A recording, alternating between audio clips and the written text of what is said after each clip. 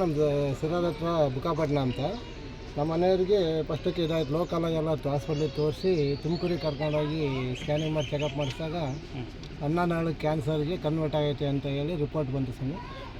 ಇಲ್ಲ ನೋಡಿಬಿಟ್ಟು ತಿರ್ಗಿ ಅದನ್ನೇನು ಆಪ್ರೇಷನ್ ಗಡ್ಡೆ ಇದನ್ನು ರಿಮೂವ್ ಮಾಡಿದಂಗೆ ಹಂಗೆ ಹೊಲಿಗೆ ಕೈಸ್ಕೊಳಕ್ಕೆ ಹಾಕ್ಬಿಟ್ಟು ಇಲ್ಲಾಗಲ್ಲ ಬೇರೆ ಕಡೆ ಕಳಿಸ್ತೀವಿ ಅಂತ, ಇದು ಕ್ಯಾನ್ಸರಿಗೆ ತಿಳ್ಕೊಂಡೈತೆ ಅಂತ.